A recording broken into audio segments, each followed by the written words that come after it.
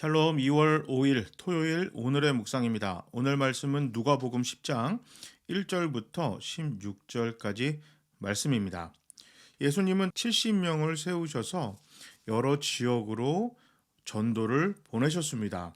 예수님이 70명을 파송하시는 이유는 추수할 것은 많은데 일꾼이 부족하다고 하신 말씀에서 찾아볼 수 있습니다.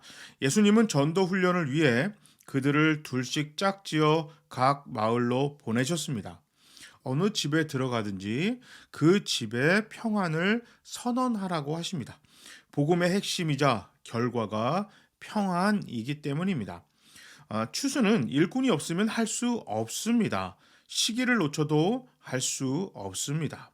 예수님께서는 70명을 보내시면서 누구나 전도 사역에 동참해야 한다는 것을 보여주신 겁니다.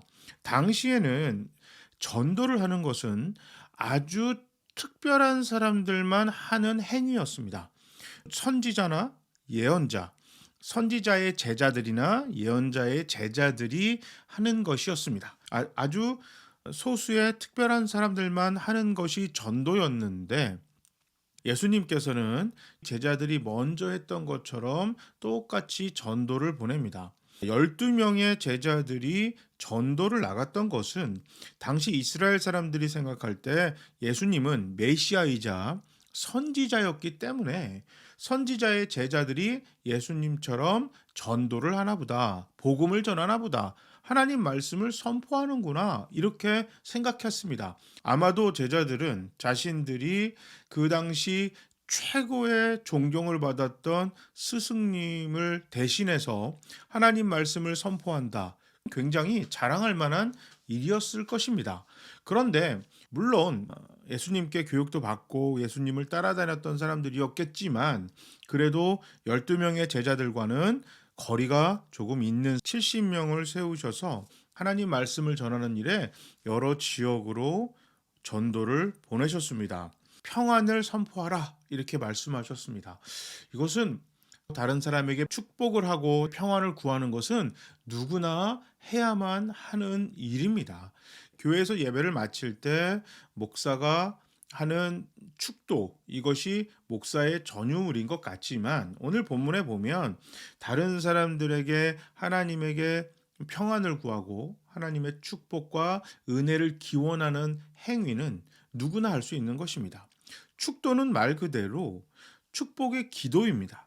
하나님의 은혜와 축복과 평안이 우리 교회 예배에 있는 모든 사람들에게 임하게 해 주시옵소서라는 대표 기도잖아요. 그러니까 오늘 본문을 보면 그 집에 들어갈 때마다 평안을 구하라, 축도를 누구나 할 수 있게끔 준 거예요. 물론 축도를 할 수 있는 거는 교회 법상 안수받은 목사만 할 수 있는 것이지만 다른 누군가를 축복하고 그에게 평안을 구하고 하나님의 은혜를 위해서 기도하고 할 수 있는 것은 목사만 할 수 있는 것이 아니라 누구나 할 수 있는 것입니다. 그래서 여러분 자녀들을 위해서, 또 배우자를 위해서, 부모님을 위해서, 직장 동료를 위해서, 친구들을 위해서 기도하고 축복을 구하고 평안을 구하는 것을 주저하지 말고 마음껏 하시기 바랍니다. 예수님은 복음 전하는 제자들을 배척하는 마을에 대해서 안타깝게 그곳은 하나님의 축복이 임하지 않을 것이다, 얘기하셨습니다. 성경에서 말하는 평안은 돈이 많고 건강하고 세상적으로 잘 풀리는 것을 이야기하는 것이 아니라 하나님과의 관계가 좋은 상태를 이야기합니다. 죄는 하나님과의 관계 단절이고 세상은 죄로 만들어진 세상이기 때문에 그 죄의 세상에서는 하나님과의 관계 단절된 상태로 지냅니다. 그러니까 세상에서 부귀영화를 누린다 하더라도 성경에서 말하는 평안은 없는 것입니다. 바로 그 이야기를 주님께서 하시는 겁니다. 예수 그리스도를 구주로 받아들이지 않으면 하나님과의 관계 단절된 상태로 살 수밖에 없기 때문에 어떻게 살아가는 것과 상관없이 그 사람은 평안하지 않은 것입니다. 하나님의 평안이 없는 삶, 그것은 바로 저주다, 예수님께서 그렇게 선언하셨습니다. 교회와 성도가 보여지는 물질, 성공, 돈 이런 것에만 집중하면 오늘 주님께서 말씀하신 평안, 하나님과의 좋은 관계를 잊고 살기가 쉽습니다. 물론 이 땅에서 떵떵거리고 산다고 해서 하나님과의 관계가 나쁘다고 볼 순 없습니다만 그것만 하나님이 축복해 주시고 잘해 주신 것이라고 평가하고 판단한다면 하나님과의 좋은 관계보다 세상의 것을 쫓아가기 때문에 뭔가 이렇게 어려움이 있을 때는 하나님과의 관계가 좋을 수가 없죠. 내가 뭐 잘못했을까? 이런 생각이 들 수도 있고 나는 열심히 잘하는데 왜 하나님은 나에게 축복을 주지 않지? 이런 서운함이 들기 때문에 관계가 좋을 수가 없어요. 관계가 좋다는 것은 드러나는 결과에 따라서 모든 것을 평가하고 판단해서는 안 됩니다. 하나님의 자녀답게 열심히 살려고 노력할 때 하나님과의 관계가 좋을 수밖에 없죠. 하나님이 가장 원하시는 땅끝까지 복음을 전하고 정말 마지막 사람까지 하나님의 자녀가 되는 것을 위해서 복음을 전하고 어려운 사람들을 돕고 친절을 베풀고 오늘 본문의 70명들처럼 평안을 구하고 하나님의 은혜와 축복이 함께하기를 기원합니다. 이런 자세로 살아간다면 하나님이 얼마나 고맙겠어요.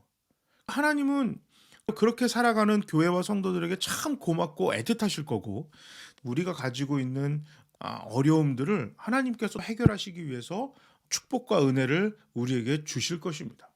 교회와 성도는 하나님의 고민을 하고 하나님은 우리가 하는 고민을 같이 할 때 사이가 좋을 수밖에 없죠. 그러니까 하나님이 나에게 먼저 뭘 해주실까를 보고 내가 열심히 해야겠다 이렇게 생각하면 좋은 관계가 이루어질 수 없습니다. 하나님은 하나님의 일을 하시고 계십니다. 교회와 성도가 해야만 하는 일들을 해야 합니다. 그럴 때 관계가 좋아져요. 그러니까 교회는 성도는 복음을 전하고 어려운 사람들을 돕고 하나님의 평안을 구하고 친절을 베풀고 배려하는 희생할 줄 아는 자세가 우리가 마땅히 해야 하는 일입니다. 그러면 하나님은 하나님의 의지를 하십니다. 그래서 하나님과의 관계가 좋아질 수밖에 없는 우리 교회 우리 모두가 될 것입니다. 제가 한번 기도하겠습니다. 하나님, 복음을 전하고 어려운 사람들을 돕고 평안을 구하고 많은 사람들에게 하나님의 사랑과 은혜를 전하며 예수님처럼 살아가는 것이 교회와 성도들이 마땅히 이 땅에서 해야 할 일입니다. 우리 교회와 우리 모두는 그것을 위해 최선을 다하겠습니다. 우리에게 축복해 주시고 구원하시고 복을 주시는 일을 하시리라 믿습니다. 그리고 아직 하나님을 믿지 않아서 진정한 평안과 축복을 못 누리는 사람들에게 우리가 복음으로 또 사랑으로 따뜻한 마음으로 다가가겠습니다. 하나님, 그들을 만나 주시고 그들이 주님을 받아들일 수 있도록 성령님 축복해 주시옵소서, 도와 주시옵소서. 예수님의 이름으로 기도합니다. 아멘. 이번 주일은 모두 온라인으로 예배드리도록 하겠습니다. 교회 상가 같은 층에서 코로나 확진자가 나왔습니다. 그래서 상가 건물은 모두 다 소독은 했는데 그래도 혹시 몰라서 어린이교회, 장년교회 모두 온라인으로 예배를 드리겠습니다. 그럼 여러분 주말 잘 보내시고 온라인에서 우리 모두 예배 때 뵙겠습니다. 모두 샬롬.